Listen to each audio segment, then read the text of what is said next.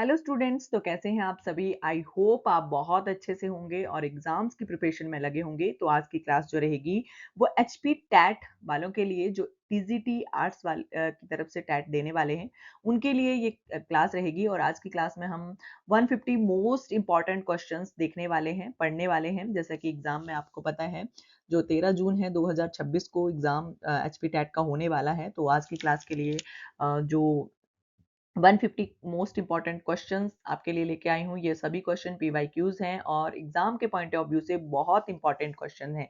आज की जो क्लास रहेगी वो सेम आपको पेपर पैटर्न के हिसाब से मैंने बनाई है, ठीक है। यानी कि जो भी एग्जाम पैटर्न रहता है उसी हिसाब से आज की क्लास को मैंने बनाया हुआ है।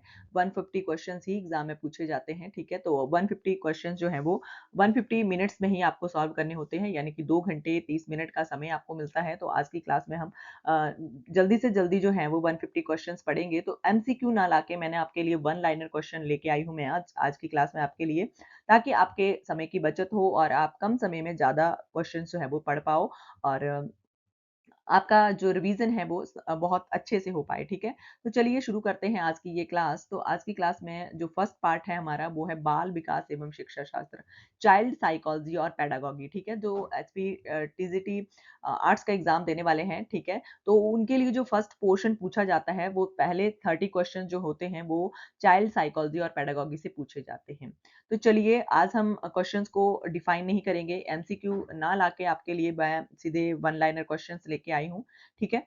तो चलिए हम पढ़ना शुरू करते हैं। हम क्वेश्चंस को ज़्यादा डिफाइन नहीं करेंगे, हम सीधा आंसर के ऊपर फोकस करेंगे। तो देखते हैं, जो फर्स्ट क्वेश्चन है वो है जीन पियाजे से रिलेटेड। तो जीन पियाजे के अनुसार संवेदी प्रेरक जो अवस्था है, सेंसरी मोटर स्टेज जो है, उसकी अवधि क्या है। तो जीन पियाजे ने 4 अवस्थाएं बताई हुई हैं, जिनमें पहली है संवेदी प्रेरक अवस्था, सेंसरी मोटर स्टेज। तो उसकी जो अवस्था है, यानी कि उसकी जो एज है वो बताई हुई है जन्म से लेकर 2 वर्ष तक, ठीक है। कई बार यहाँ पे 0 टू 2 ईयर्स भी लिखा गया होता है, तो वो भी आपने ध्यान रखना है। नेक्स्ट आता है किंडरगार्टन। किंडरगार्टन शिक्षण पद्धति के जनक कौन है। तो किंडरगार्टन जो मेथड दिया गया है वो दिया गया है फेडरिक फ्रॉबेल के द्वारा, ठीक है। फेडरिक फ्रॉबेल जो हैं उन्होंने ही जो है वो एक तरह से प्लेबे मेथड भी दिया हुआ है और किंडरगार्टन मेथड जो है वो भी दिया हुआ है, ठीक है। तो ये आपने याद रखने हैं। बाकी अगर आप इस क्लास को, जो 150 क्वेश्चंस आज की क्लास में मैं आपके लिए लेकर आई हूँ, तो मैं, अगर आप अच्छे से ध्यान से पढ़ लेते हो इस क्लास को, तो मैं आपको श्योरिटी देती हूँ कि अगर आपके बहुत अच्छे मार्क्स तो नहीं आएँगे, ये नहीं मैं कह सकती हूँ, लेकिन अगर आपने इस क्लास को अच्छे से देख लिया तो आपका एग्ज़ाम जो है वो बहुत, मतलब कि क्वालीफाई तो पक्का ही हो जाएगा, ठीक है। 100% श्योरिटी के साथ आपको कहती हूँ कि आपका एग्ज़ाम जो है वो क्वालीफाई हो जाएगा, ठीक है। अगर आप इस क्लास को अच्छे से देख लेते हो तो, ठीक है। क्लास को स्किप करके बिल्कुल मत जाइएगा, 150 क्वेश्चन बहुत इंपॉर्टेंट हैं आज की क्लास के लिए और ये मोस्ट रिपीटेड सभी क्वेश्चंस हैं, ठीक है। नेक्स्ट क्वेश्चन देखते हैं कि बुद्धि का द्विकारकीय सिद्धांत जो है, यानी कि टू फैक्टर थ्योरी जो है वो किसने दी है। तो ये दी है चार्ल्स स्पीयरमैन ने, ठीक है। स्पीयरमैन का आपने नाम याद रखना है। जो टू फैक्टर थ्योरी है, ठीक है, बुद्धि की, उस वो दी है चार्ल्स स्पीयरमैन ने। आगे पूछा गया है समीपस्थ विकास का क्षेत्र, जोन ऑफ प्रॉक्सिमल डेवलपमेंट जो है, जेडपीडी की अवधारणा जो है वो किसने दी है। तो लेव वाइगोस्की ने दी है, ठीक है। किसने दी है, लेव वाइगोस्की ने जोन ऑफ प्रॉक्सिमल डेवलपमेंट यानी कि जेडपीडी की अवधारणा जो है वो दी हुई है। थॉर्नडाइक ने अपने अधिगम के सिद्धांत का प्रयोग के लिए किस जानवर का चयन किया था। तो उसने बिल्ली के ऊपर जो था अपना प्रयोग जो था वो किया था, ठीक है। नेक्स्ट आता है अल्बर्ट बंडूरा किस सिद्धांत से संबंधित हैं। तो अल्बर्ट बंडूरा जो है सामाजिक अधिगम सिद्धांत से संबंधित हैं, ठीक है। नेक्स्ट आता है कि बुद्धि लब्धि यानी कि आईक्यू को मापने का सूत्र जो है वो मानसिक आयु, ठीक है, यानी कि जिसको मेंटल एज कहा जाता है, वास्तविक आयु यानी कि क्रोनोलॉजिकल एज मल्टीप्लाई 100 किसने दिया था। ये सबसे पहले तो आपने फॉर्मूला याद कर लेना है, क्योंकि ये जो फॉर्मूला है ये भी पूछा जाता है आपसे कि आईक्यू का जो फॉर्मूला है वो क्या है, ठीक है, सूत्र क्या है। तो ये आपने याद रखना है, मानसिक आयु अपॉन वास्तविक आयु मल्टीप्लाई 100, ठीक है, यानी कि MA अपॉन CA मल्टीप्लाई 100, ठीक है। तो ये आपने याद रखना है। ये दिया है विलियम स्टर्न द्वारा, ठीक है। सूत्र की नींव रखी गई थी, इसे संशोधित जो किया गया था वो लुईस टर्मन ने किया था, ठीक है। सबसे पहले तो आपने ऑप्शन के हिसाब से देना है, अगर वहां पे विलियम स्टर्न होगा तो उसको टिक करना है, अगर वहां पे आपको लुईस टर्मन दिया गया होगा तो उसको आपने टिक करना है, ठीक है। वैसे इसका सही उत्तर जो होता है वो टर्मन होता है, ठीक है। तो ये आपने याद रखना है। नेक्स्ट क्वेश्चन आता है कि प्रगतिशील शिक्षा जो है यानी कि प्रोग्रेसिव एजुकेशन जो है उसके मुख्य समर्थक कौन थे? तो प्रोग्रेसिव एजुकेशन जो थी उसके समर्थक थे जॉन डीवी, ठीक है। जॉन डीवी जो थे वो एक तरह से प्रोग्रेसिव एजुकेशन की बात करते थे, ठीक है, तो ये आपने याद रखना है। बाकी बाल केंद्रित शिक्षा की भी ये बात करते थे, ये भी आपने याद रखने हैं।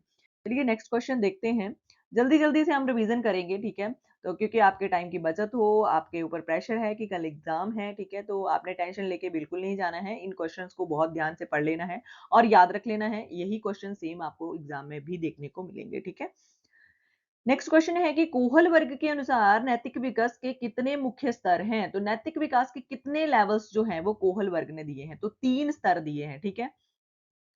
कोहल वर्ग ने नैतिक विकास के 3 स्तर दिए हैं। आगे उनको मतलब 2-2 पार्ट्स में उन्होंने डिवाइड किया हुआ है, ठीक है? तो यानी कि टोटल जो दिए हैं लेवल्स और उनके सब लेवल्स वो दिए हैं 6, ठीक है? और अगर केवल आपसे लेवल्स ही पूछे जाते हैं वो 3 हैं।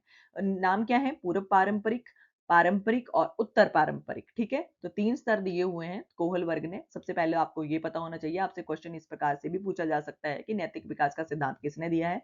तो वो कोहल वर्ग ने दिया है, ये भी आपने याद रखना है। बाकी आता है ट्रायल एंड एरर, ठीक है, प्रयास और भूल जिसको हिंदी में कहा जाता है। ट्रायल एंड एरर की थ्योरी किसने दी है? तो ये दी है एडवर्ड एल थॉर्नडाइक ने, ठीक है। थॉर्नडाइक जो हैं उन्होंने ट्रायल एंड एरर की थ्योरी दी है, ये आपने याद रखना है, ठीक है। तो ये बहुत इंपॉर्टेंट है। नेक्स्ट आता है व्यक्तित्व मापन यानी कि पर्सनैलिटी को मापने की जो रोशा स्याही धब्बा परीक्षण है, ठीक है। तो ये जो इंक ब्लॉक टेस्ट है, ठीक है, ये किसने विकसित किया था? रोशा स्याही धब्बा परीक्षण, ये दिया था हरमन रोशा ने, ठीक है। हरमन रोशा ने दिया था इंक ब्लॉक टेस्ट, ठीक है। ये पर्सनैलिटी को मापने का एक तरीका इन्होंने विकसित किया था। नेक्स्ट आता है कि बच्चों में भाषा विकास का सिद्धांत किसने दिया है? जिसमें लैंग्वेज एक्विजिशन डिवाइस यानी कि एलएडी का उल्लेख है, ठीक है। कौन कहता था कि हर व्यक्ति जो है वो हर बच्चा जो है वो एलईडी के साथ पैदा होता है, उसमें लैंग्वेज एक्विजिशन डिवाइस जो है वो इनबिल्ड होती है, ठीक है। तो वो कहते थे नोआम चोमाक्सी, ठीक है। चुमस्की जो थे वो ये मानते थे कि हर बच्चा जो है वो एक एलईडी के साथ पैदा होता है और एलईडी का फुल फॉर्म है लैंग्वेज एक्विजिशन डिवाइस, ठीक है। कि हर बच्चे में एक तरह से लैंग्वेज को भाषा को अधिग्रहण की एक शक्ति होती है, ठीक है। तो ये नोआम चुमस्की जो थे वो ये मानते थे, ठीक है। ये आपने याद रखना है, भाषा से संबंधित बहुत इंपॉर्टेंट फिलोसफर है ये, ठीक है। नेक्स्ट आता है क्रिया प्रसूत अनुबंधन, ठीक है। क्रिया प्रसूत अनुबंधन यानी कि ऑपरेंट कंडीशनिंग की थ्योरी जो है वो किसने दी है? तो ये दी है ऑपरेंट कंडीशनिंग की थ्योरी बीएफ स्किनर ने, ठीक है। बीएफ स्किनर का नाम आपने याद रखना है। नेक्स्ट क्वेश्चन आता है कि किस मनोवैज्ञानिक को बाल मनोविज्ञान का जनक जो है वो कहा जाता है? तो बाल मनोविज्ञान का जनक जो है वो कहा जाता है जीन पियाजे को, ठीक है। किसको कहा जाता है? जीन पियाजे को। राष्ट्रीय शिक्षा नीति 2020 एनईपी 2020 में वर्तमान में 10+2 शिक्षा प्रणाली को किस नए पैटर्न के साथ बदलने का सुझाव जो है वो दिया गया है? Very very very important question और ये बहुत एग्जाम्स में पूछा जा रहा है, ठीक है। तो 5+3+3+4, ठीक है, ये वाला पैटर्न जो है वो 10+2 से चेंज जो है वो कर दिया गया है एनईपी 2020 में, ठीक है। 5+3+3+4, ठीक है, ये पैटर्न आपने याद रखना है। नेक्स्ट क्वेश्चन आता है डिसलेक्सिया। अब एचपी टैट का एग्जाम हो और डिसलेक्सिया को हम भूल जाएं, ऐसा नहीं हो सकता है क्योंकि बहुत इंपॉर्टेंट क्वेश्चन है ये। और क्या एचपी टैट सी टैट इस तरह के एग्जाम्स में ये क्वेश्चन बहुत बार पूछा जाता है। तो डिसलेक्सिया जो है मुख्य रूप से किससे संबंधित विकार है? तो डिसलेक्सिया जो है वो पढ़ने में कठिनाई है, ठीक है। रीडिंग डिसेबिलिटी है ये, ठीक है। नेक्स्ट आता है कि लिखने से संबंधित जो असमर्थता है यानी कि जो राइटिंग डिसेबिलिटी है या विकार है उसको क्या कहा जाता है? उसको डिस्ग्राफिया कहा जाता है। राइटिंग का आपने याद रखना है वो डिस्ग्राफिया है और जो पढ़ने वाला है वो डिसलेक्सिया है, ठीक है।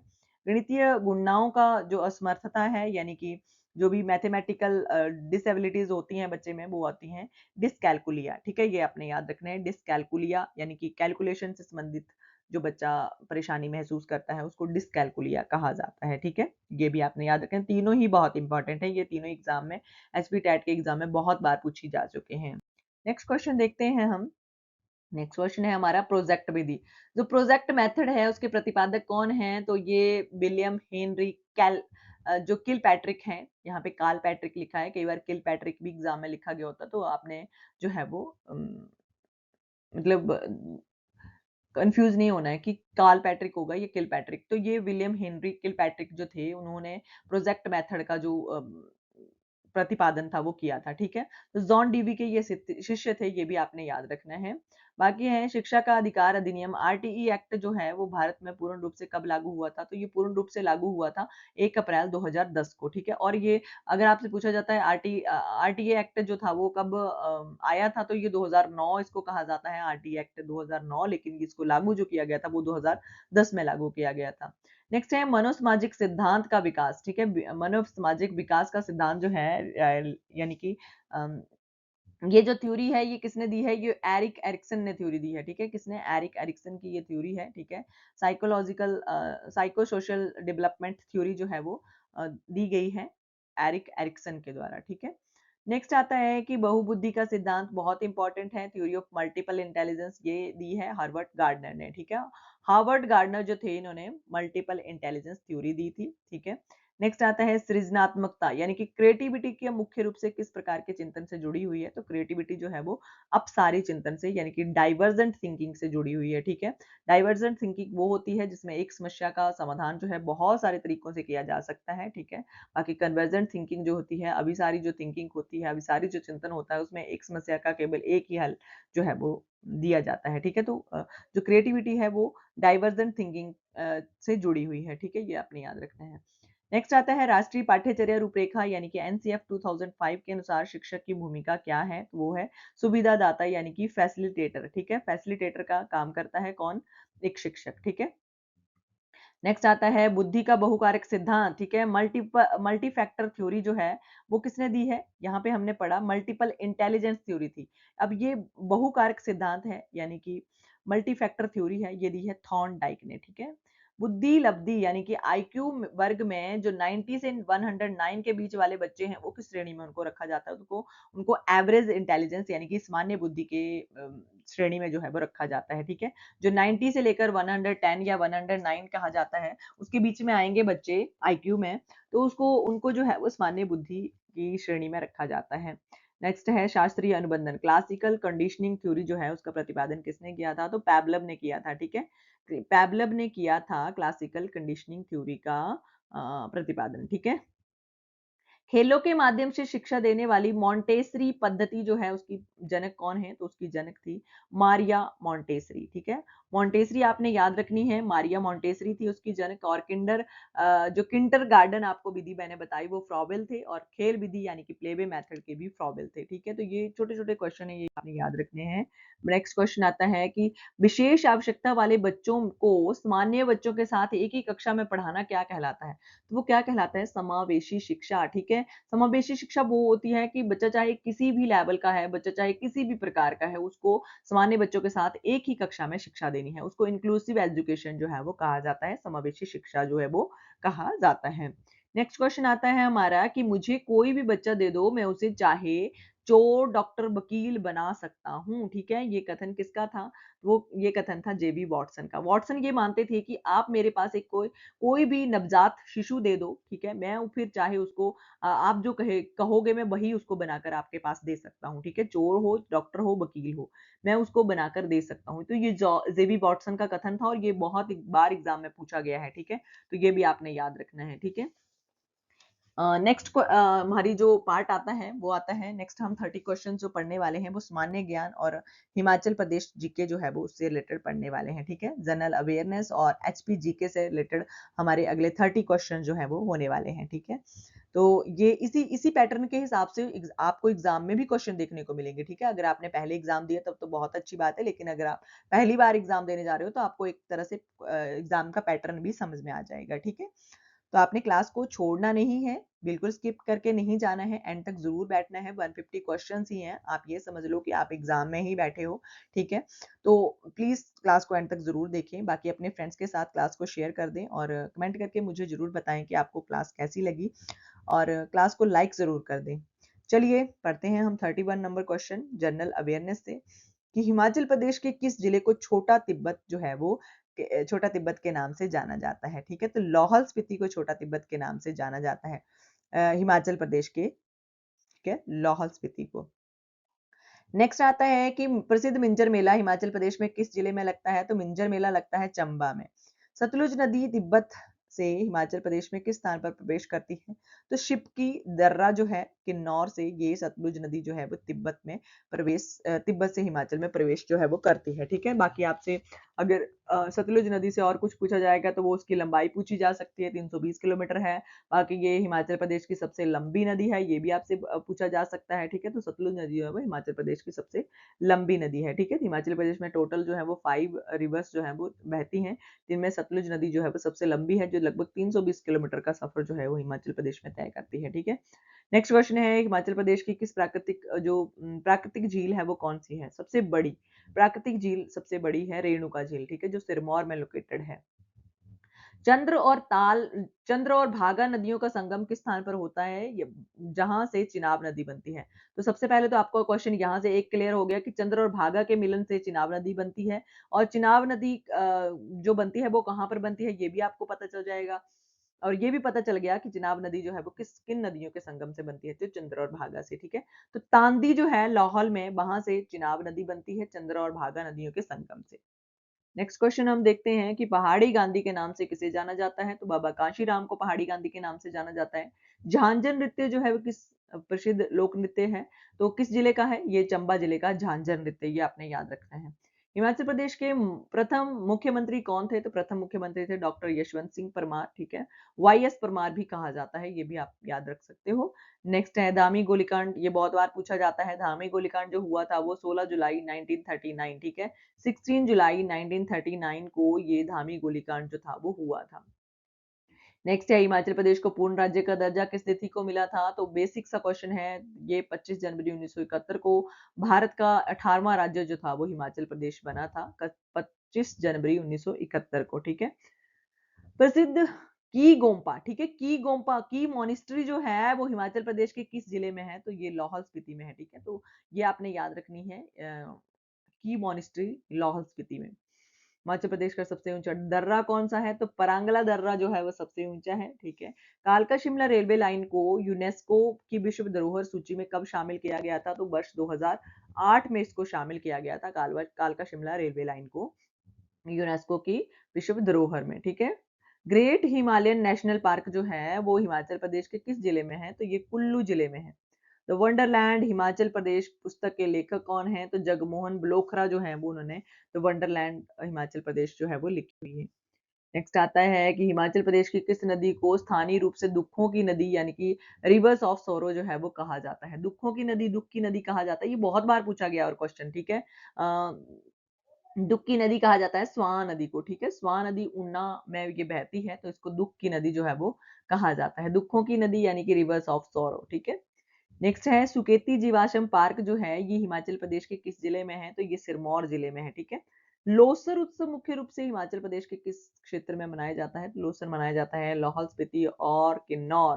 ठीक है, बौद्ध नववर्ष के रूप में ये मनाया जाता है लोसर। ठीक है, नेक्स्ट है, क्षेत्रफल की दृष्टि से हिमाचल प्रदेश का सबसे छोटा जिला कौन सा है? तो वो हमीरपुर है। ठीक है, पौंग बांध किस नदी पर बनाया गया है और इसे किस अन्य नाम से भी जाना जाता है? जो पौंग बांध बनाया गया है, ये बनाया गया है ब्यास नदी पर, और इसे महाराणा प्रताप सागर झील के नाम से भी जाना जाता है। ठीक है, तो ये भी आपने याद रखना है। वर्तमान में हिमाचल प्रदेश के राज्यपाल कौन है? 2026 के अनुसार ये हिमाचल प्रदेश के जो राज्यपाल हैं वो शिव प्रताप शुक्ल हैं। ठीक है, सॉरी, ये चेंज हो चुके हैं, यानी कि 2026 में जो हमारे हिमाचल के राज्यपाल हैं वो हैं श्री कविंदर गुप्ता। ठीक है, ये आपने याद रखना है, शिव प्रताप शुक्ला की जगह पे। ठीक है, ये पिछले थे हमारे, 2026 के अनुसार अपडेटेड जो हैं अभी वो श्री कविंदर गुप्ता हैं। ठीक है, कौन है? श्री कविंदर गुप्ता। ठीक है, बाकी जो इनकी नियुक्ति की जाती है हिमाचल प्रदेश के राज्यपाल की, वो राष्ट्रपति के द्वारा की जाती है। ठीक है, तो श्री कविंदर गुप्ता का नाम आपने याद रखना है, ये पहले के हैं शिव प्रताप शुक्ला जी। ठीक है, नेक्स्ट आता है मशरूर रॉक कट टेम्पल जो है, जिन्हें हिमाचल प्रदेश का अलौरा भी कहा जाता है। आपसे क्वेश्चन ऐसे भी पूछा जा सकता है कि हिमाचल प्रदेश का अलौरा किसे कहा जाता है? तो वो कांगड़ा, ठीक है, मशरूर रॉक कट टेम्पल को कहा जाता है। ठीक है, तो ये किस जिले में है? ये कांगड़ा में है, मशरूर रॉक कट टेम्पल। ठीक है, नेक्स्ट आता है, हिमाचल प्रदेश में राज्यसभा की कितनी सीटें हैं? तो राज्यसभा की 3 सीटें हैं और लोकसभा की 4 सीटें हैं, ये भी आपने याद रखना है। हिमाचल प्रदेश विधानसभा की प्रथम अध्यक्ष कौन थे? तो हिमाचल प्रदेश विधानसभा के जो प्रथम अध्यक्ष थे वो थे जयवंत राम, ये भी क्वेश्चन पूछा जाता है। शिमला को ब्रिटिश भारत की ग्रीष्मकालीन राजधानी कब घोषित किया गया था? तो शिमला को जो भारत की ग्रीष्मकालीन जो राजधानी घोषित किया गया था, वो किया गया था 1864 में, ठीक है? 1864 में लॉर्ड जॉन लॉरेंस द्वारा, ठीक है? जॉन लॉरेंस का नाम आपने याद रखना है। 1864 में शिमला को भारत की ग्रीष्मकालीन राजधानी जो था वो घोषित किया गया था। नेक्स्ट क्वेश्चन आता है कि जनगणना 2000 11 के अनुसार हिमाचल प्रदेश में क्या सर्वाधिक साक्षरता वाला जिला कौन सा था? तो ये हमीरपुर था, ठीक है? 2011 की जो जनगणना हुई है उसके अनुसार हमीरपुर जो है वो हिमाचल प्रदेश का सबसे साक्षर जिला था, ठीक है? अभी 2027 में जनगणना जो है वो होने वाली है, ठीक है? तो सबसे बड़ी ये डिजिटल एक जनगणना है, ठीक है? ये भी आपको पता होना चाहिए। हिमाचल प्रदेश के किस शहर को मशरूम सिटी ऑफ इंडिया कहा जाता है? तो सोलन को मशरूम सिटी ऑफ इंडिया जो है वो कहा जाता है, ठीक है? हिमाचल प्रदेश में त्रिगत नाम से किस क्षेत्र को जाना जाता है? तो त्रिगत जो है वो कांगड़ा को जाना जाता है। बिलासपुर रियासत का हिमाचल प्रदेश में विलय कब हुआ था? तो 1 जुलाई 1954, ठीक है? ये आपने याद रखना है। बिलासपुर रियासत का हिमाचल प्रदेश में विलय जो था वो हो गया था। हिमाचल प्रदेश का राजकीय पशु क्या है? तो बर्फानी तेंदुआ स्नो लेपर्ड जो है वो हिमाचल प्रदेश का राजकीय पशु है, ये आपने याद रखना है। नेक्स्ट अब हमारा पार्ट आता है, नेक्स्ट पार्ट नंबर 3, ठीक है? इंग्लिश लैंग्वेज एंड ग्रामर, ठीक है? अंग्रेजी भाषा और व्याकरण से क्वेश्चन पूछे जाएंगे। नेक्स्ट 30 क्वेश्चंस हमने ये देखने हैं और क्वेश्चन नंबर जो 61 है यहाँ से हम स्टार्ट करेंगे। तो 61 नंबर क्वेश्चन जो है वो है what is the feminine gender of monk? तो मॉन्क का जो जेंडर चेंज करना है हमने वो है नन, ठीक है? मॉन्क का जो फेमिनाइन जेंडर होगा वो होगा nun. Identify the synonyms of the word of abolish, ठीक है? एबॉलिश का सिनोनियम्स वर्ड होता है समानार्थी, जिसको हम हिंदी में कहते हैं वो होता है कैंसल, ठीक है? इरेडिकेट, ठीक है? और एलिमिनेट, ठीक है? ये तीनों ही वर्ड्स आपने एबॉलिश के याद रखने हैं, सिनोनियम्स हैं। Complete the sentence with correct preposition. He is senior dash me in service. तो क्या आएगा? टू आएगा इसके बीच में, ठीक है? नेक्स्ट है what is the antonyms of the word of benevolent, ठीक है? तो इसका एंटोनियम्स वर्ड बताना है, यानी कि विलोम शब्द बताना है, वो होगा मैलेवोलेंट या क्रूरल, ठीक है? नेक्स्ट होगा what is the plural from the word oasis, ठीक है? ओसिस का आपने प्लूरल वर्ड बताना है तो वो होगा ओसियस, ठीक है? ओसियस, ठीक है? ये आपने याद रखना है। नेक्स्ट आता है कि identify the part of speech of the underline word, ठीक है? इसमें स्पीच का जो अंडरलाइन वर्ड है उसका आपने स्पीच चेंज करनी है तो वो होगा वर्ड है अलास ही इज नो मोर, ठीक है? तो ये होगा इंटरजेक्शन, ठीक है? नेक्स्ट है चूज द करेक्ट स्पेलिंग, आपने याद देखने हैं, ठीक है? इस तरह से क्वेश्चन आपसे पूछे जाते हैं, जरूर नहीं यही वाला पूछा जाएगा आपसे। किसी भी एक पर्टिकुलर सब्जेक्ट वर्ड आपको दिया जा सकता है कोई भी, ठीक है? तो आपको उसके स्पेलिंग्स देखने हैं, ठीक है? तो कम्युनिटी ऐसे लिखा जाता है, कॉमेटी ऐसे लिखा जाता है या कमेटी ऐसे लिखा जाता है। तो कमेटी के स्पेलिंग COMMI TTE होगा, ठीक है? ऑप्शन नंबर ए जो है वो सही होगा। Give one word substitution for, तो एक वर्ड की सब्स्टिट्यूशन आपने देनी है, वो है ए पर्सन हु लव्स और कलेक्ट बुक्स, ठीक है? एक ऐसा पर्सन जिसको किताबों से प्यार है और किताबों को कलेक्ट करना उसको अच्छा लगता है, तो उसको कहते हैं बिब्लियोफाइल, ठीक है? What is the meaning of the idiom to burn the midnight oil, ठीक है? तो इसका मीनिंग क्या होगा? इसका मीनिंग होगा टू वर्क टू और study late into the night, ठीक है? चेंज इनटू पैसिव वॉइस में चेंज करना है, शी सैंग ए सॉन्ग, ठीक है? तो इसको पैसिव वॉइस में अगर चेंज करेंगे तो क्या बनेगा? See a song was sung by her, ठीक है? What is the past participle होगा, क्या होगा? वॉल्यूम 3 आपने चेंज करनी है फ्लाई की, ठीक है? वर्ब की थर्ड फॉर्म बतानी है फ्लाई की। तो फ्लाई जो वर्ब है उसका क्या होते हैं? फ्लॉन होगा।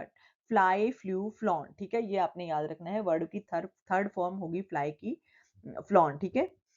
फिल इन द ब्लैंक्स, ठीक है। If it is rain we dash cancel the match, तो इसका क्या होगा, वी विल, ठीक है, विल लगेगा। नेक्स्ट होगा give one word substitution for, तो एक वर्ड की सब्स्टिट्यूशन आपने बतानी है। ये life history written by oneself, ठीक है, तो इसका होगा ऑटोबायोग्राफी, ठीक है। नेक्स्ट है what is the meaning of the idiom a blessing in disguise, ठीक है, तो इसका क्या होगा, something good that it is recognised at first, ठीक है। नेक्स्ट होगा what is the antonyms of the word of frugal, तो इसका एंटोनियम्स क्या होगा, वेस्टफुल होगा या फिर एक्स्ट्रा बागेंट होगा, ठीक है, एक्स्ट्रा वेगेंट, ठीक है।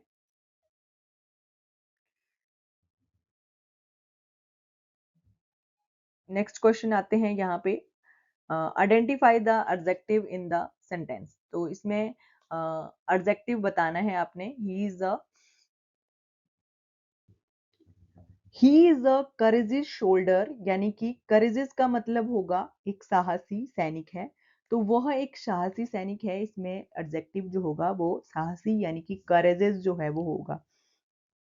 नेक्स्ट है कंप्लीट द प्रोवर्ब, ठीक है, प्रोवर्ब को आपने कंप्लीट करना है, तो इसमें जो प्रोवर्ब दी गई है वो ये है कि अ स्टिच इन टाइम सेव्स, इसको कहेंगे 9, ठीक है, तो इसमें इसमें जो प्रोवर्ब यूज होगा वो होगा 9, ठीक है। समय पर की गई छोटी सी मरम्मत आगे की बड़ी परेशानियों से बचाती है, ठीक है, तो इसका ये अर्थ होगा, ठीक है। नेक्स्ट है change the direct speech into indirect, he said I am writing a letter, तो इसको आपने इनडायरेक्ट स्पीच में चेंज करना है, तो वो क्या होगा, he said that he was writing a letter, ठीक है।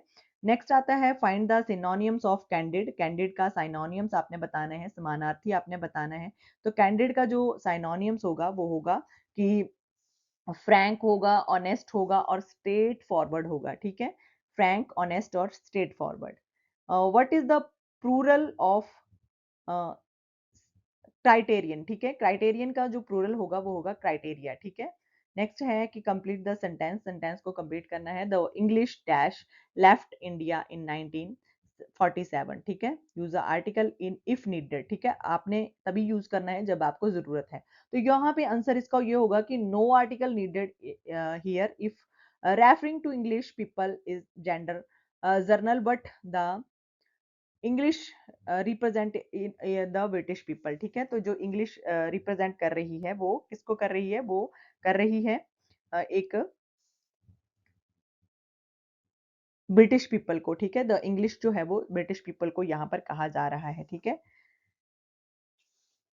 नेक्स्ट आता है fill in the blanks, bread is butter but, क्या होगा यहाँ पे, bread is butter dash my favourite breakfast, तो यहाँ पर इज लगेगा, क्यों लगेगा, क्योंकि treated as a singular unit, इसको ब्रेड और बटर को एक सिंगल यूनिट के रूप में देखा जा रहा है, ठीक है। आगे होगा what is the none of the verb of act, act का वर्ब क्या होगा, एक्शन होगा या एक्टिविटी होगा, ठीक है। नेक्स्ट है fill in the blanks with appropriate conjunction, तो कंजक्शन आपने यूज करनी है। ही वर्कड हार्ड, ठीक है, डैश ही फेल्ड, ठीक है, उसने बहुत ज्यादा हार्ड वर्क किया, परंतु परंतु का मतलब होगा वट या यट, ठीक है, वट लगेगा, ये यट भी लग सकता है, यट ही फेल्ड या वट ही फेल्ड, ठीक है, ऐसे दोनों यूज हो सकते हैं। What is the synonyms of Warren, तो वैरन का साइनोनिम्स क्या होगा, समानार्थी शब्द होगा इनफर्टाइल या फिर अनप्रोडक्टिव, ठीक है, इनफर्टाइल या अनप्रोडक्टिव जो है वो बैरन का फुल फॉर्म जो है वो होगा, ठीक है, तो ये आपने याद रखने हैं, बहुत इंपॉर्टेंट है ये। अनुपजाऊ बैरन होता है बंजर, और जो अनप्रोडक्टिव अनुपजाऊ या इनफर्टाइल होता है अनुपजाऊ, और अनप्रोडक्टिव होता है बंजर, ठीक है, तो ये आपने याद रखने हैं दोनों ही।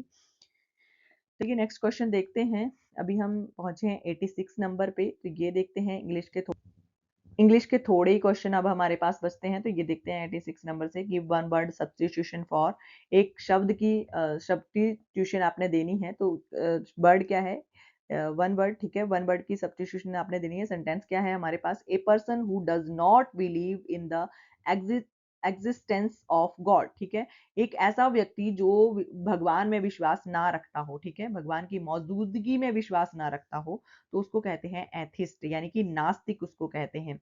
चेंज इनटू नेगेटिव सेंटेंस में इसको चेंज करना है, he is always no time, ठीक है, he is always on time होगा, ठीक है। तो यहाँ पे दिया गया है ही इज नेवर लेट, ठीक है, तो नेगेटिव सेंटेंस में इसको चेंज कर दिया हमने। नेक्स्ट है why is the collective noun for a group of lions, तो इसका होगा प्राइड, ठीक है, ए प्राइड फॉर लॉइन्स, ठीक है।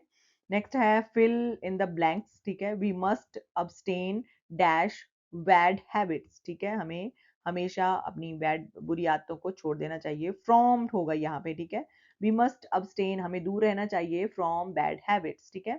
आइडेंटिफाई द एरर, आपने एरर आइडेंटिफाई करना है, one of my friend are a doctor, तो यहाँ पर जो एरर है वो है आर, ठीक है, change are is to is, ठीक है, क्योंकि जो फ्रेंड है वो एक है, one of my friend is होगा, ठीक है। तो ये हमने इंग्लिश के 30 क्वेश्चंस रीड कर लिए हैं। बाकी अगर प्रोनाउंसिएशन में कोई गलती होती है तो आपने उसके ऊपर ध्यान नहीं देना है, ठीक है। आपने सिर्फ क्वेश्चंस को देखना है, क्वेश्चंस के पैटर्न को देखना है, किस हिसाब से क्वेश्चन जो हैं वो आते हैं। बाकी आप स्क्रीनशॉट लेके खुद भी उसको पढ़ सकते हो, ठीक है। तो बाकी हम सामाजिक विज्ञान यानी कि जो सोशल स्टडीज़ है उसके 60 क्वेश्चंस आगे देखने वाले हैं, तो इनको आपने बहुत ध्यान से देखना है, क्योंकि अगर आपने सोशल स्टडीज़ में अच्छा स्कोर आपका हो गया तो आपका जो एग्ज़ाम है बहुत अच्छे नंबर से क्वालिफाई जो है वो हो जाएगा। और ये सभी बहुत इंपॉर्टेंट सोशल साइंस के क्वेश्चन हैं, सभी यूनिट सभी जो पार्ट्स रहते हैं, ठीक है, सोशल साइंस में हिस्ट्री रहता है, ठीक है, उसके बाद जियोग्राफी रहता है, ठीक है, इकोनॉमिक्स रहता है, अर्थशास्त्र रहता है, ठीक है, तो ये सभी पार्ट आपको देखने को मिलेंगे। पार्ट नंबर ए जो है सोशल साइंस में वो है इतिहास, जो हिस्ट्री है उसके रिलेटेड हम मोस्ट इंपॉर्टेंट क्वेश्चंस देखने वाले हैं, ठीक है। सभी पीवाईक्यूज हैं, ठीक है, तो अगर आप यहाँ तक पहुँच गए हो तो प्लीज अगले 60 क्वेश्चंस तक यहाँ पर पेशेंस के साथ बैठिए। बहुत जल्दी जल्दी मैं रीड करने वाली हूँ, ठीक है, आप स्क्रीनशॉट लेकर अपने पास रख सकते हो, ठीक है। नेक्स्ट है कि हड़प्पा सभ्यता, ठीक है, हड़प्पा सभ्यता सिंधु घाटी सभ्यता जिसको कहा जाता है, उसकी खोज किस वर्ष और किसने की थी? तो ये की थी हड़प्पा सभ्यता की खोज 1921 में दयाराम साहनी ने, ठीक है, 1921 में 1921 में दयाराम साहनी के द्वारा हड़प्पा सभ्यता की खोज जो थी वो की गई थी।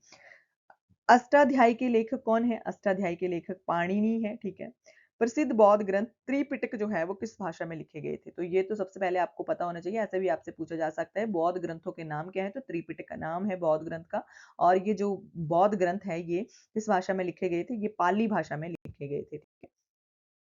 नेक्स्ट है चंद्रगुप्त मौर्य के प्रधानमंत्री और अर्थशास्त्र के लेखक कौन हैं? तो चंद्रगुप्त मौर्य के प्रधानमंत्री भी थे ये, और ये अर्थशास्त्र के लेखक भी थे। तो 2 क्वेश्चन हमारे एक ही क्वेश्चन में बन गए, ठीक है। आपसे ऐसा भी पूछा जा सकता है सीधा क्वेश्चन कि चंद्रगुप्त मौर्य के प्रधानमंत्री कौन थे? या आपसे क्वेश्चन ऐसे भी पूछा जा सकता है कि अर्थशास्त्र के लेखक कौन थे? तो ये आपने याद रखना है, चाणक्य। चाणक्य, इनके 2 नाम और थे, कौटिल्य भी और विष्णुगुप्त भी, ठीक है। इनके 3 नाम टोटल थे, ठीक है। चाणक्य, कौटिल्य और विष्णुगुप्त एक ही पर्सन के 3 नाम थे, ठीक है।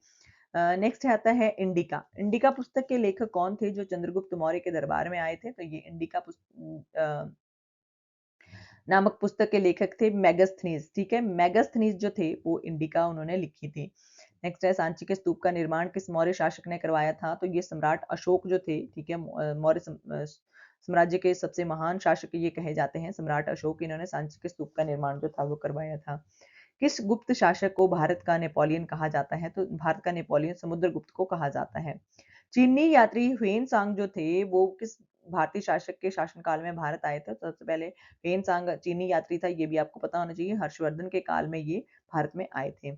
तराइन का प्रथम युद्ध जो 1191 को लड़ा गया था, ठीक है, तराइन की पहली लड़ाई या फिर तराइन का पहला युद्ध कहा जाता है। ये किन के बीच में लड़ा गया था और इनमें कौन बिजी हुआ था? तो तराइन के 2 युद्ध हुए हैं टोटल, ठीक है, 1191 में और 1192 में। जो पहला युद्ध हुआ था उसमें पृथ्वीराज चौहान जो था और मोहम्मद गौरी के बीच में ये युद्ध हुआ था, और ये इसमें पृथ्वीराज चौहान विजयी हुआ था। और जो दूसरा युद्ध हुआ था उसके 1 वर्ष के बाद 1192 में हुआ था, इसमें जो था वो पृथ्वीराज चौहान जो था वो हार गया था और मोहम्मद गौरी जो था वो विजयी हो गया था, ठीक है। नेक्स्ट क्वेश्चन आता है कि दिल्ली सल्तनत की पहली और एकमात्र महिला शासिका कौन थी? तो रजिया सुल्तान थी। इन्होंने लगभग 4 वर्षों तक दिल्ली के ऊपर शासन किया था, ठीक है? ये मुस्लिम शासिका थी, ये भी आपने याद रखना है, ठीक है? 1236 से लेकर 1240 तक इन्होंने दिल्ली के ऊपर शासन किया था। ये इल्तुतमिश की बेटी थी, ठीक है? ये भी आपने याद रखना है, ठीक है? तो ये बहुत महान पहली और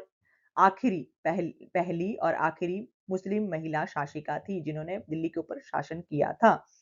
पानीपत की पहली लड़ाई 1526 में जो हुई थी, ये किनके बीच में हुई थी? तो 1526 में पानीपत की पहली लड़ाई हुई थी। ये बाबर और इब्राहिम लोदी के बीच में हुई थी, ठीक है? तो इसमें जो था वो मुगल साम्राज्य की स्थापना हुई थी, ठीक है? इसमें बाबर ने इब्राहिम लोदी को हरा दिया था और भारत से मुस्लिम सल्तनत का राज हटाकर अब मुगल साम्राज्य की स्थापना जो थी वो बाबर ने कर दी थी 1526 में। आईने अकबरी जो है और अकबरनामा के लेखक कौन है? तो अबुल फजल ने आईने अकबरी और अकबरनामा दोनों ही लिखे हैं, ठीक है? नेक्स्ट आता है खालसा पंथ की स्थापना किस सिख गुरु ने की थी और कब की थी?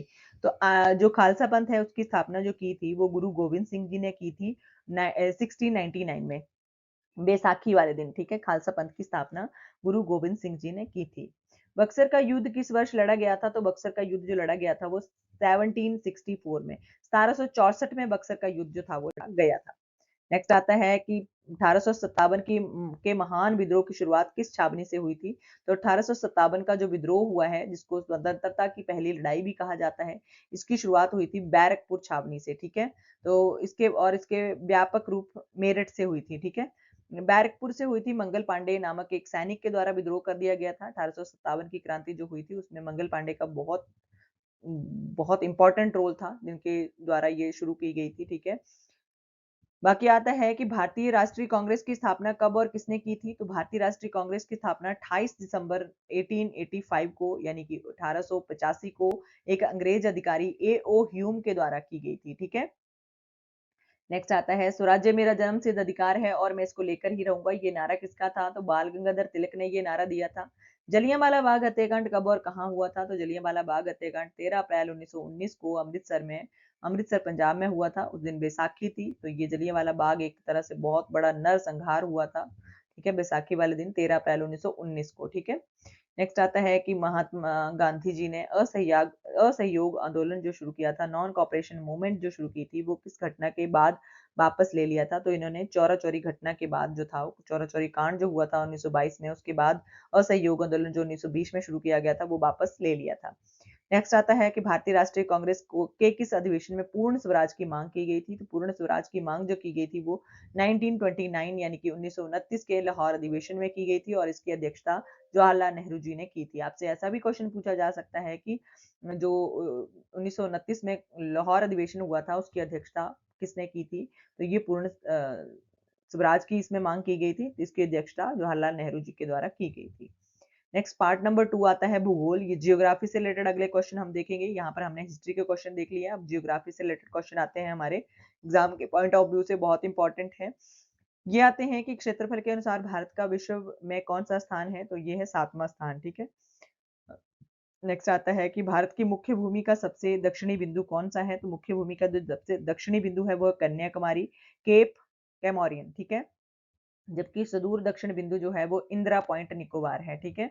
नेक्स्ट आता है कौन सी काल्पनिक रेखा भारत को लगभग 2 बराबर हिस्सों में विभाजित करती है? तो एक काल्पनिक रेखा है, तो कर्क रेखा है, ठीक है? कर्क रेखा जो है वो 2 बराबर भागों में भारत को विभाजित करती है। नेक्स्ट आता है कि भारत की सबसे प्राचीन पर्वत श्रृंखला कौन सी है? तो अरावली पर्वत श्रेणी है। नेक्स्ट आता है कि दक्षिण भारत की सबसे ऊंची चोटी कौन सी है? तो इसका उत्तर जो है वो कट गया है, तो मैं अब आपको बताती हूँ दक्षिण भारत की सबसे ऊंची चोटी जो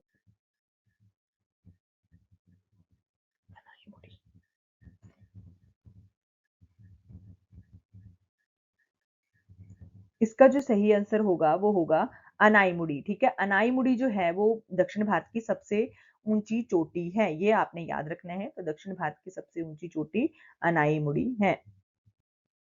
नेक्स्ट आता है कि भारत के किस नदी को बूढ़ी गंगा या दक्षिण गंगा कहा जाता है? ये क्वेश्चन बहुत बार पूछा गया है। तो गोदावरी नदी को बूढ़ी गंगा या फिर दक्षिण गंगा जो है वो कहा गया है, ठीक है?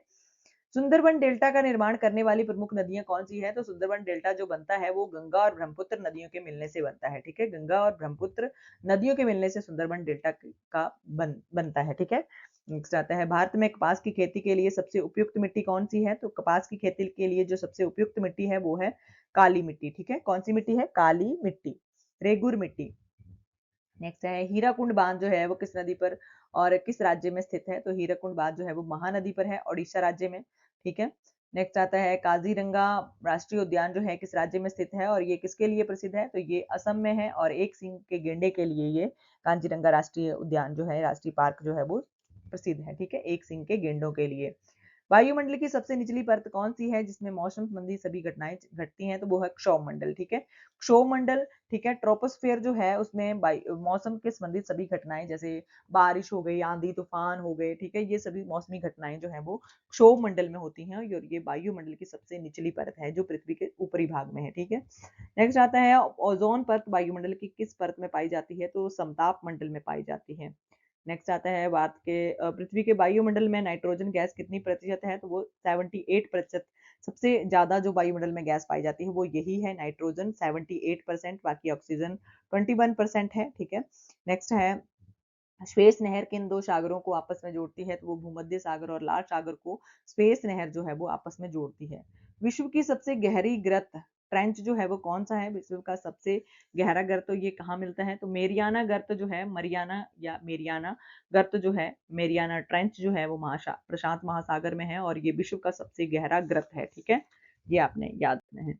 नेक्स्ट आता है कि सौरमंडल का सबसे बड़ा और सबसे गर्म ग्रह कौन सा है? तो सबसे बड़ा है बृहस्पति और सबसे गर्म ग्रह जो है वो है शुक्र। ठीक है, वीनस, ठीक है, सूर्य से दूसरे नंबर पर ये दूरी पर है। ठीक है, सबसे पास जो है सूर्य के वो बुध है, उसके दूसरे नंबर पर जाता है वो वीनस आता है, शुक्र आता है। ठीक है, शुक्र को सबसे गर्म ग्रह भी कहा जाता है, सबसे चमकीला ग्रह भी कहा जाता है, पृथ्वी की जुड़वा बहन भी कहा जाता है, भोर का तारा भी कहा जाता है, शाम का सांझ का तारा भी कहा जाता है। तो ये सभी शुक्र से रिलेटेड क्वेश्चन थे, ये पूछे जाते हैं एग्जाम में, मैंने आपको सभी बता दिए। ठीक है, तो नेक्स्ट आता है स्लेट। स्लेट और संगमरमर यानी कि स्लेट और मार्बल जो है किस प्रकार की चट्टानों के उदाहरण हैं? तो ये रूपांतरित यानी कि कायांतरित चट्टानों के उदाहरण हैं। ठीक है, मेटामॉर्फिक जो रॉक्स रहती हैं, शेल्स रहती हैं, उनके ये उदाहरण हैं। ठीक है, नेक्स्ट आता है भारत में सबसे बड़ी मीठे पानी की जो प्राकृतिक झील है वो कौन सी है? तो वो बूलर झील है जो जम्मू कश्मीर में लोकेटेड है। गरजने और चालीसा, ठीक है, रोअरिंग फोर्टीज क्या है? तो ये क्या है? ये दक्षिण गोलार्ध पर चलने वाली तीव्र पछुआ पवने हैं। ठीक है, नेक्स्ट आता है अंतरराष्ट्रीय तिथि जो है, इंटरनेशनल डेट लाइंस जो है किस देशांतर पर कहा गया है इनको? तो इनको कहा गया है 180 देशांतर पर। ठीक है, ये आपने याद रखना है। राजनीतिक शास्त्र यानी कि सिविक्स या पॉलिटिकल साइंस से अगले पार्ट के क्वेश्चंस आएंगे। ठीक है, तो ये हम देखते हैं, ये 131 से क्वेश्चन शुरू हो रहे हैं राजनीतिक शास्त्र से यानी कि पॉलिटिकल साइंस से। तो यहाँ पर जो फर्स्ट क्वेश्चन है वो है कि भारतीय संविधान सभा के स्थायी अध्यक्ष कौन थे? तो वो थे डॉक्टर राजेंद्र प्रसाद और प्रारूप समिति के अध्यक्ष जो थे वो थे डॉक्टर बी आर अम्बेडकर थे। ठीक है, नेक्स्ट आता है कि मूल संविधान में कितनी अनुसूचियां थी और वर्तमान में कितनी हैं? तो मूल संविधान में 8 अनुसूचियां थी और वर्तमान में 12 अनुसूचियां हो चुकी हैं। ठीक है, नेक्स्ट है कि भारतीय संविधान की आत्मा या हृदय और आत्मा डॉक्टर अंबेडकर ने किस अनुच्छेद को कहा है? तो ये कहा है अनुच्छेद नंबर 32, संवैधानिक उपचारों का अधिकार इसका नाम है और ये फंडामेंटल राइट्स के अंदर आता है। ठीक है, तो ये जो है वो मौलिक अधिकारों के बीच में भाग नंबर 3 में ये आता है, आर्टिकल 32। भारतीय संविधान में मौलिक अधिकार किस देश के संविधान से लिए गए हैं? तो ये जो लिए गए हैं ये संयुक्त राज्य अमेरिका के संविधान से लिए गए हैं, यूएसए से। ठीक है, ये भी आपने याद रखना है। राज्य की नीति निर्देशक तत्व जो है डीपीएसपी जो है भारतीय संविधान के किस भाग में और किस देश से प्रेरित है? तो ये डीपीएसपी जो है ये भाग नंबर 4 में आयरलैंड से प्रेरित है। ठीक है, कहाँ से? आयरलैंड से प्रेरित है, आयरलैंड से लिए गए हैं। ठीक है, डीपीएसपी, ठीक है, directive principle of state policy जो है वो भाग नंबर 4 में है और आयरलैंड के संविधान से ये लिए गए हैं। ठीक है, ये पूछे जा सकते हैं आपसे। नेक्स्ट क्वेश्चन आता है अस्पृश्यता का अंत। ठीक है, एवोल्यूशन ऑफ अनटचेबिलिटी जो है संविधान के किस अनुच्छेद में वर्णित है? ये बहुत बार पूछा जाता है, अनुच्छेद 17 आपने याद रखना है। ठीक है, आर्टिकल 17 में अस्पृश्यता का अंत जो है वो दिया गया है। संपत्ति के अधिकार को किस संविधान संशोधन के द्वारा मौलिक अधिकारों की सूची से हटा दिया गया था? तो हमारे पास सबसे पहले जब मूल संविधान बना था तो 7 मौलिक अधिकार थे, ठीक है? बाद में जो संपत्ति का अधिकार था उसको संविधान के संशोधन के द्वारा इसको हटा दिया गया था, ठीक है? मौलिक अधिकारों में से ये था आर्टिकल 31 में था ये पहले, ठीक है? तो ये 44वें संवैधानिक संशोधन के द्वारा इसको हटा दिया गया था। 1978 में ये संशोधन हुआ था, 44वां संवैधानिक संशोधन। इसमें मौलिक अधिकारों में से संपत्ति के अधिकार को हटा दिया गया था, इसको कानूनी अधिकार बना दिया गया था 300 के तहत, ठीक है? ये अभी आपने याद रखना है। नेक्स्ट है कि भारत के राष्ट्रपति को पद की शपथ कौन दिलाता है? राष्ट्रपति को पद की शपथ कौन दिलाता है? भारत के मुख्य न्यायाधीश यानी कि सीजेआई, ठीक है? संसद के दोनों सदनों की संयुक्त बैठक जो है उसकी अध्यक्षता कौन करता है? जो ज्वाइंट सिटिंग है उसकी अध्यक्षता जो की जाती है वो लोकसभा अध्यक्ष यानी कि स्पीकर ऑफ लोकसभा के द्वारा की जाती है। कोई विधेयक धन विधेयक है या नहीं इसका निर्णय कौन करता है? तो इसका निर्णय लोकसभा का अध्यक्ष ही करता है, स्पीकर ऑफ लोकसभा ही करता है, ठीक है? नेक्स्ट है कि लोकसभा सदस्य बनने के लिए न्यूनतम आयु सीमा कितनी है? तो न्यूनतम आयु सीमा 25 ईयर है, ठीक है? और राज्यसभा का सदस्य बनने के लिए 30 वर्ष की आयु जो है वो होनी चाहिए। नेक्स्ट आता है पंचायती राज व्यवस्था को संवैधानिक दर्जा किस संविधान संशोधन के द्वारा प्रदान किया गया था? तो वो 73वें संवैधानिक संशोधन 1992 के द्वारा दिया गया था, ठीक है? नेक्स्ट आता है त्रिस्तरीय पंचायती राज व्यवस्था की सिफारिश किस समिति ने की थी? तो बलवंत राय मेहता समिति ने की थी, ठीक है?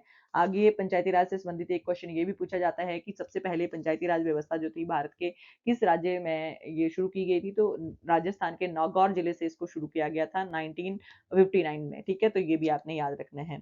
बाकी त्रिस्तरीय जो पंचायती राज व्यवस्था है उसकी जो सिफारिश की थी वो बलवंत राय समिति ने की थी, ठीक है? नेक्स्ट आता है कि शिक्षा के अधिकार को किस संविधान संशोधन द्वारा मौलिक अधिकारों में अधिकार जो था वो बनाया गया था? तो 86 में जो 86 नंबर का संविधानिक संशोधन था, कॉन्स्टिट्यूशनल अमेंडमेंट थी 86 नंबर की, 2002 में ये हुई थी। तो इसके द्वारा जो आर्टिकल नंबर 21A था उसमें मौलिक अधिकारों में इसको रखा गया था, ठीक है? नेक्स्ट आता है भारतीय संविधान की 11वीं अनुसूची किससे संबंधित है? तो पंचायती राज व्यवस्थाओं से 11वीं अनुसूची जो है वो संबंधित है। नेक्स्ट हमारे क्वेश्चंस आते हैं अर्थशास्त्र यानी कि इकोनॉमिक्स से, ठीक है? तो ये 5 से 6 क्वेश्चन हैं, ये इनको देख लेते हैं। हमारे लास्ट ही क्वेश्चन है ये, ठीक है? भारत में वित्तीय वर्ष यानी कि फाइनेंशियल ईयर की अवधि क्या होती है? तो फाइनेंशियल ईयर की अवधि होती है 1 अप्रैल से 31 मार्च तक, ठीक है? नेक्स्ट आता है योजना आयोग से के स्थान पर नीति आयोग का गठन कब किया गया था? तो योजना आयोग के स्थान पर जो नीति आयोग बनाया गया था वो 1 जनवरी 2015 को बनाया गया था और योजना आयोग 1950 में बना था। उसके स्थान पर 2015 में इसका नाम जो था वो नीति आयोग रख दिया गया था। अब नीति आयोग की अध्यक्षता कौन करता है ये भी आपको पता होना चाहिए। तो भारत का प्रधानमंत्री जो है वो नीति आयोग की अध्यक्षता करते हैं, ठीक है? नेक्स्ट आता है मिश्रित अर्थव्यवस्था, मिक्स्ड इकोनॉमी जो है उसका क्या अभिप्राय है? उसका अभिप्राय है सार्वजनिक क्षेत्र यानी कि पब्लिक सेक्टर और निजी क्षेत्र प्राइवेट सेक्टर का सह अस्तित्व, ठीक है? इसको मिश्रित अर्थव्यवस्था जो है वो कहा जाता है, ठीक है? दोनों की कॉपरेशन जो होती है उसको कहा जाता है। नेक्स्ट है भारत में राष्ट्रीय आय यानी कि नेशनल इनकम का आकलन कौन सी संस्था जो है वो करती है? तो ये करती है राष्ट्रीय सांख्यिकी कार्यालय एनएसओ, पूर्व में सीएसओ करती थी, ठीक है? नेक्स्ट आता है गरीबी हटाओ का नारा किस पंचवर्षीय योजना के दौरान दिया गया था? तो ये जो दिया गया था 5वीं पंचवर्षीय योजना के दौरान दिया गया था और गरीबी हटाओ का नारा जो है वो तत्कालीन प्रधानमंत्री श्रीमती इंदिरा गांधी के द्वारा ये गरीबी हटाओ का नारा दिया गया था। उस वर्ष 5वीं पंचवर्षीय योजना चल रही थी, 1971 में ये उनके द्वारा ये नारा जो था वो दिया गया था, ठीक है? तो बहुत इंपॉर्टेंट हमने 150 क्वेश्चंस देख लिए हैं। अगर आप यहाँ तक पहुँच गए हो तो प्लीज़ चैनल को ज़रूर सब्सक्राइब कर लें, अपने फ्रेंड्स के साथ क्लास को ज़रूर शेयर कर दें। बाकी मैं आपको श्योरिटी देती हूँ 101% की अगर आपने इन 150 क्वेश्चंस को बहुत ध्यान से पढ़ लिया है तो आपका एग्जाम जो है वो क्वालिफाई होगा ही होगा, ठीक है? तो आज की क्लास के लिए बस इतना ही, मिलते हैं आपसे नेक्स्ट क्लास में। Thank you for watching. Comment करके मुझे ज़रूर बताएं कि आपके लिए ये क्लास किस प्रकार की रही। बाकी एग्जाम के बाद आप मुझे बता सकते हो कि क्या ये क्लास जो थी आपके लिए हेल्पफुल रही थी, ठीक है? एग्जाम में इस क्लास में से कुछ क्वेश्चंस आए थे या नहीं आए थे, ठीक है? बाकी क्लास को लाइक ज़रूर कर दें, चैनल को ज़रूर सब्सक्राइब कर लें, ठीक है? तो आई होप कि आपका एग्ज़ाम अच्छा रहे, आपका एग्ज़ाम क्वालिफाई हो जाए। बेस्ट ऑफ लक मेरी तरफ से एग्ज़ाम के लिए। Thank you.